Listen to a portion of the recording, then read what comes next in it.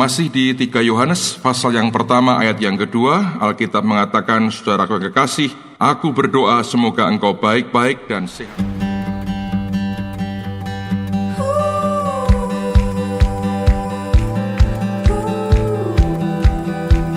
Baik dan sehat-sehat saja dalam segala sesuatu, sama seperti jiwamu baik-baik saja. Alkitab mengatakan, Yohanes berdoa, I wish above all things that thou mayest prosper and be in health even as thy soul prospereth. Dia berdoa di atas semua yang lain, kiranya jiwa kita sekalian itu berkelimpahan, sehingga kemudian seluruh hidup kita juga berkelimpahan dan dalam keadaan yang sehat. Nah, hari ini kita akan belajar kaitan akan bagaimana masalah keuangan ini bersangkut paut dengan sikap kita menantikan atau menyambut Yesus datang yang kedua kali. Mari kita lihat dalam Matius pasal yang ke-24 dan juga Matius pasal yang ke-25. Matius 24 dan Matius 25, dan kita melihat di sini dalam Injil Matius, kalau Anda perhatikan judulnya adalah khotbah tentang akhir zaman. Nah, di sini dari seluruh pasal ini, kalau Anda perhatikan, Yesus berbicara tentang segala sesuatu yang akan terjadi. Dari ayat yang pertama, pasal 24, dia bicara begitu banyak tentang permulaan penderitaan, tentang siksaan yang berat dan Mesias-Mesias palsu, tentang kedatangan anak manusia, dan juga perumpamaan tentang pohon ara dan sebagainya. Nah, oleh karena itu, kalau kita perhatikan, maka segala sesuatu itu sebetulnya sudah disampaikan oleh Tuhan begitu rupa, dan dia memberikan akan semua tanda-tandanya apa yang akan terjadi. Nah, kalau kita membaca apa yang harus terjadi, kita tidak bisa berbuat apa-apa, karena memang itu harus terjadi. Jadi bagaimanapun yang dia sampaikan itu harus terjadi, dan memang akan dan pasti terjadi. Kita tidak bisa mengubah apapun. Tetapi pada pasal yang ke-24, ayat yang ke-44, Yesus memberikan nasihat. Apa nasihatnya? Sebab itu, katanya, hendaklah kamu juga siap sedia, karena anak manusia datang pada saat yang tidak kamu duga. Jadi ketika semua tanda itu harus terjadi, ternyata dia juga memberikan kita nasihat, yaitu nasihatnya supaya kita siap sedia. Siap sedia untuk apa? Untuk menyambut Yesus datang yang kedua kali. Nah, sekarang pertanyaannya, siap sedia itu caranya bagaimana? Nah, kalau Anda baca, mulai Matius 24 ayat 45 sampai dengan seluruh pasal 25, ternyata ada 4 perumpamaan yang Yesus sampaikan. Nah, ini masih berkaitan dengan khotbahnya di akhir zaman. Bagaimana kita tahu bahwa itu berkaitan? Karena di pasal 26 ayat yang pertama, baru dikatakan setelah Yesus selesai dengan segala pengajarannya itu, berarti pengajaran Tuhan soal akhir zaman baru selesai di Matius 25 ayat yang terakhir atau ayat yang ke-46. Berarti 4 perumpamaan yang dia sampaikan ini merupakan gambaran dari Tuhan bagaimana cara kita menyiapkan diri menyambut Yesus datang yang kedua kali. Nah, kalau kita baca ke-4 perumpamaan ini, seluruhnya itu berkaitan dengan sikap kita terhadap pengelolaan keuangan. Ini memang aneh, saudara, bagi banyak orang, karena orang berpikir bagaimana mungkin menyambut Tuhan datang kedua kali itu berkaitan dengan sikap kita terhadap masalah keuangan. Sebagian orang berkata seharusnya kan berkaitan dengan kekudusan atau doa yang makin sungguh-sungguh atau penginjilan. Tapi sebetulnya Tuhan bicara soal bagaimana mengelola keuangan. Nah, kalau kita kembali ke Lukas 12 ayat yang ke-34, di sini akan lebih jelas mengapa Tuhan mempersiapkan kita atau mau kita mempersiapkan diri menyambut Dia itu berkaitan dengan sikap kita dalam pengelolaan keuangan. Karena Lukas 12:34 mengatakan, karena di mana hartamu berada, di situ juga hatimu berada. Nah, kalau kita kelola keuangan dengan benar, maka kekayaan kita tertujunya ke Tuhan. Dengan kekayaan kita tertuju ke Tuhan, maka hati kita juga tertuju kepada Tuhan.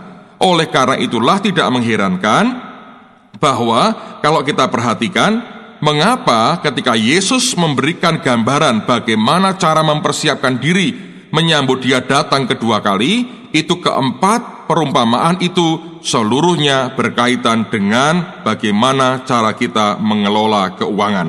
Nah, saya ingin membuktikan dengan lebih banyak ayat lagi sebelum kita bicara lebih detail tentang 4 perumpamaan tadi, tentang bahwa sebetulnya kalau kita baca di Alkitab ini penuh dengan gambaran betapa uang itu memegang akan peran yang penting sekali di dalam hubungan kita dengan Tuhan, baik itu hal yang bagus maupun hal yang tidak benar di depan Tuhan. Nah, izinkan saya memberikan beberapa gambaran.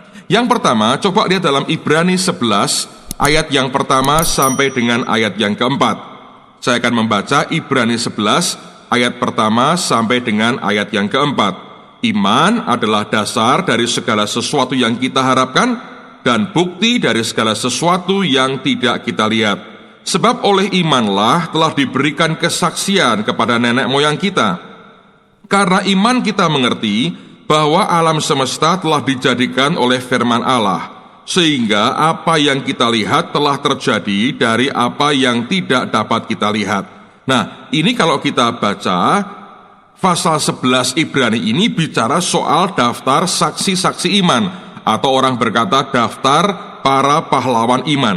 Nah, lihatlah bahwa pahlawan iman yang tercantum di sini dimulai dengan ayat yang keempat. Nah, di daftar pertama, luar biasa Alkitab mengatakan, karena iman, Habel telah mempersembahkan kepada Allah korban yang lebih baik daripada korban Kain.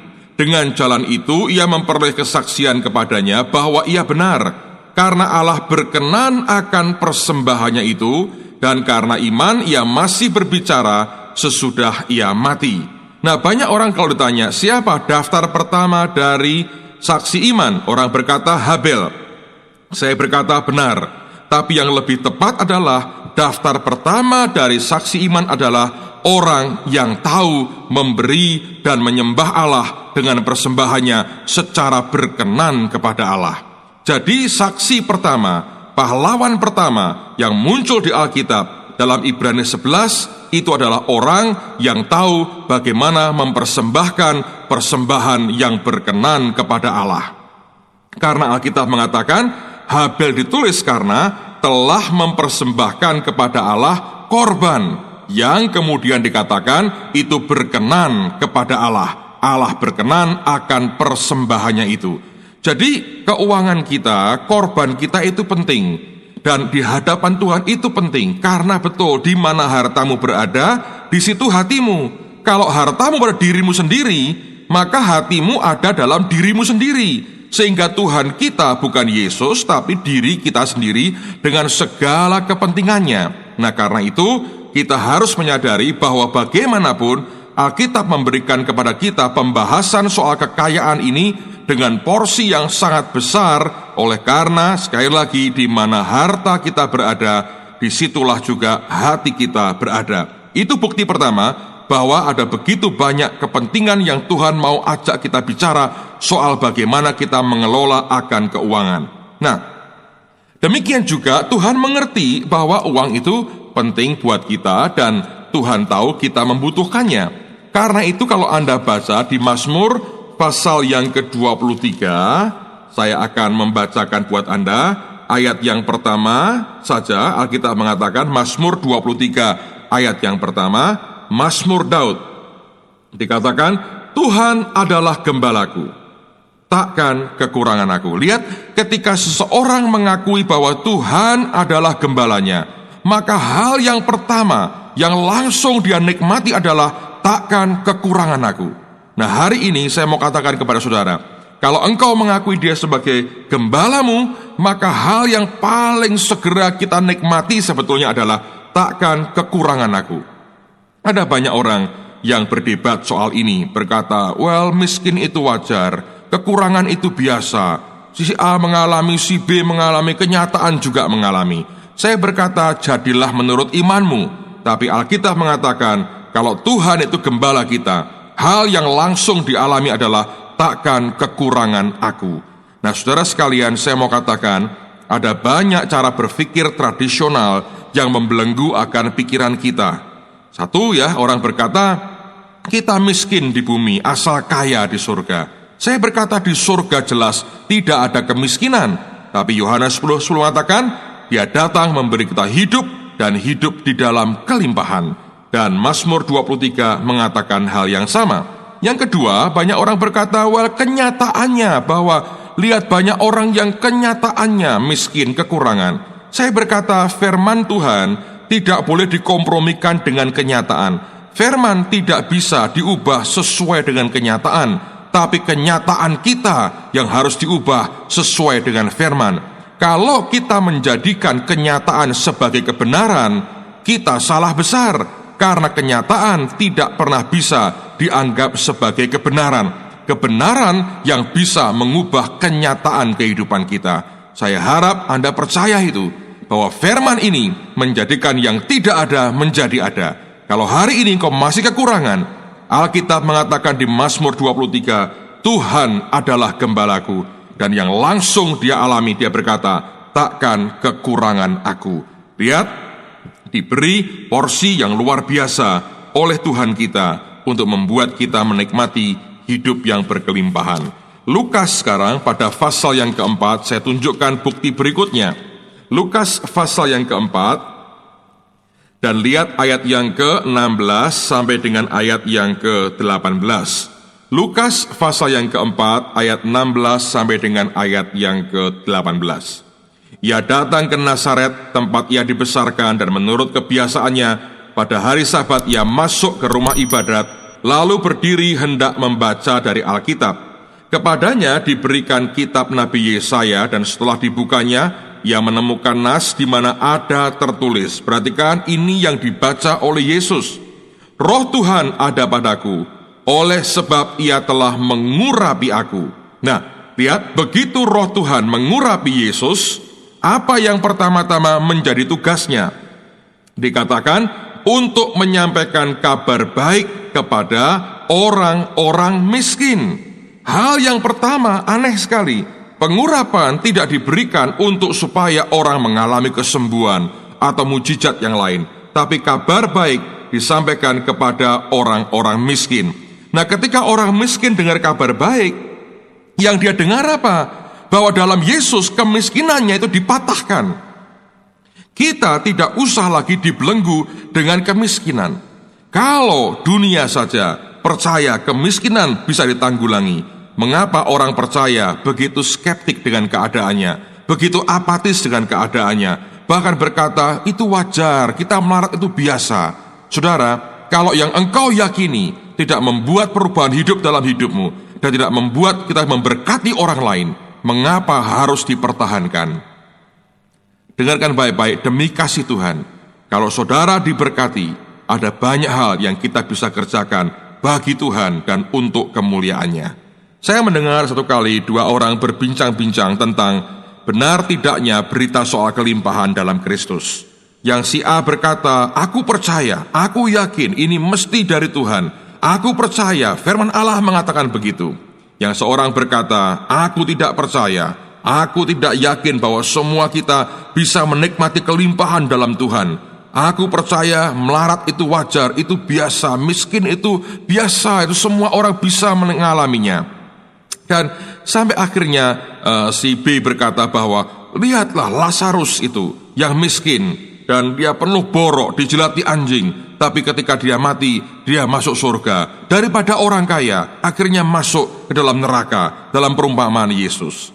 Dan kalau sudah begitu susah sekali, karena yang si B ini menurut saya dia lupa bahwa Lazarus yang miskin itu ketika dia naik ke surga, dia dipangku oleh Abraham yang kaya dan Abraham yang diberkati. Betul, ada banyak orang kaya yang tidak benar hidupnya, tapi juga ingat, banyak orang miskin juga yang tidak benar hidupnya. Tapi Yesus memberikan gambaran, ada Abraham yang hidupnya berkenan, diberkati, kaya di dunia. Ketika di sorga, dia memangku Lazarus yang miskin. Jadi kalau saudara pilih jadi Lazarus, saya berkata, ada pilihan lain yang lebih baik. Kenapa tidak ingin jadi seperti Abraham? So, lihat lagi bukti berikutnya. Jangan lupa Anda bisa cek ayatnya sendiri, bahwa Yesus dikhianati, dijual oleh Yudas karena apa? Karena uang. Lihat, karena 30 keping perak, orang sampai rela menjual Yesus. Hari ini hal yang sama terjadi. Berapa banyak orang meninggalkan Tuhan karena uang, karena harta, karena kekayaan. Kalau kita tidak tahu bagaimana mengelola keuangan, kalau kita dikuasai keuangan, dikuasai kebutuhan, dikuasai harta benda, dan tidak menguasainya, satu hari kita bisa jual Yesus karena harta, karena fasilitas, karena kekayaan. Dari zaman ke zaman kita perhatikan itu, ada orang-orang bersikap seperti Yudas. Dari 12 murid, semua didoakan semalam-malaman. Dia mendoakan sungguh-sungguh. Satu di antaranya akhirnya berkhianat, dan jelas semata-mata karena uang.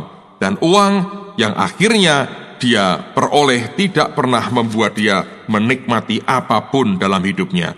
Saudara sekalian, perhatikan mengapa sampai nanti kita akan lihat lagi ya, 4 perumpamaan tentang bagaimana kita bisa bersikap dalam mempersiapkan diri menyambut Tuhan datang kedua kali. Itu berkaitan dengan sikap kita dan cara kita dalam mengelola akan keuangan. Saya berdoa kita bisa makin tercelik mata rohani kita. Sebab kalau kebenaran ini tidak membuka mata rohanimu, kita akan dibelenggu terus oleh kenyataan. Harus ada sesuatu yang mengawali untuk membuka akan perubahan kenyataan kehidupan kita. Dan menurut saya tidak ada yang lebih baik kecuali kita mengizinkan terang firman-Nya berkuasa dan mulai penetrasi, menghancurkan segala sesuatu yang bukan dari Tuhan dan mengubah hidup kita seperti yang Tuhan mau. Nah, lihat lagi bukti berikutnya. Kenapa perlu buat kita mengerti akan segala sesuatunya? Lihat dalam Wahyu pasal yang ke-13. Wahyu pasal 13 ayat 16, 17 dan ayat yang ke-18. Wahyu pasal 13 ayat 16 sampai dengan ayat yang ke-18. Ini bicara soal bagaimana kelak antikris diberi waktu untuk mencoba menguasai bumi. Alkitab mengatakan, dan ia menyebabkan sehingga kepada semua orang, kecil atau besar, kaya atau miskin, merdeka atau hamba, diberi tanda pada tangan kanannya atau pada dahinya. Dan tidak seorang pun yang dapat membeli atau menjual selain daripada mereka yang memakai tanda itu, yaitu nama binatang itu atau bilangan namanya. Yang penting di sini ialah hikmat. Barang siapa yang bijaksana, baiklah ia menghitung bilangan binatang itu, karena bilangan itu adalah bilangan seorang manusia, dan bilangannya ialah 666 atau 666. Nah, kita tidak bahas akhir zaman terlalu banyak, tetapi perhatikan bahwa antikris pun ketika dia menguasai dunia, yang dia kontrol paling ketat adalah soal perekonomian, soal jual beli, soal kekayaan, soal transaksi perdagangan. Itu yang dia kontrol. Kenapa? Alkitab mengatakan, ini kenyataan, orang miskin dikuasai oleh orang kaya, atau orang kaya menguasai orang miskin. Siapapun yang menguasai perekonomian, dia menguasai akan kehidupan masyarakatnya. Nah, kalau orang percaya tidak mulai sekarang hidup seperti yang Tuhan inginkan, satu kali kelak hidup kita akan dikontrol oleh antikris, oleh karena kita tergantung pada sistem dunia. Nah, pengajaran ini akan mengajak kita, dan saya harap telah mengubah cara berpikir kita, bahwa sebetulnya ada cara ilahi untuk mengelola keuangan secara benar. Ini supaya kita siap menyambut Yesus datang yang kedua kali. Antikris tahu, setan juga tahu, bahwa untuk kita bisa kuasai dunia, maka ekonomi harus dikuasai. Nah, kita dipanggil bukan untuk menguasai dunia, kita dipanggil untuk membuat dunia ini menjadi lebih baik lagi. Nah, kita mengatakan bahwa kekayaan orang fasik itu menimbulkan kerusakan, kekayaan orang menyembah setan menimbulkan kerusakan. Tapi alangkah luar biasanya kalau itu ada di tangan orang benar, dan orang-orang benar ini tahu bagaimana cara mengelola keuangan dengan baik. Saudara sekalian, Yesus datang segera. Ini akhir zaman, akhir dari akhir zaman. Penggenapan akan semua tanda yang Tuhan katakan sudah hampir lengkap. Dan saya percaya inilah saatnya gereja Tuhan, orang-orang percaya, tahu dan harus tahu bagaimana cara sikap kita dalam hal keuangan. Ingat, kita bukan pemilik, kita hanya pengelola dari harta surgawi. Yang Tuhan minta kita persembahkan ke Dia, itu bukan milik kita, itu miliknya. Yang Dia mau kita berikan kepada orang lain, itu bukan milik kita, itu miliknya. Kita adalah bagian mendistribusi ulang apa yang sudah Tuhan salurkan lewat kehidupan kita. Bagaimanapun saya percaya, hidup kita pun akan diberkati karena kita bisa dipercayai oleh Tuhan kita dalam mendistribusikan akan kekayaan surgawi. Kalau Anda tamak, akan jadi selokan yang tersumbat, akan bau dan akan menjijikkan sekali. Tapi kalau engkau mengalirkan kembali dengan lancar, suatu pipa air yang segar luar biasa, ingat tetap pipa saluran air tetap basah. Karena setiap kali Allah memakai kita dan kita bisa dipercayai, Tuhan akan makin memberikan kepercayaannya kepada kita. Tuhan memberkati.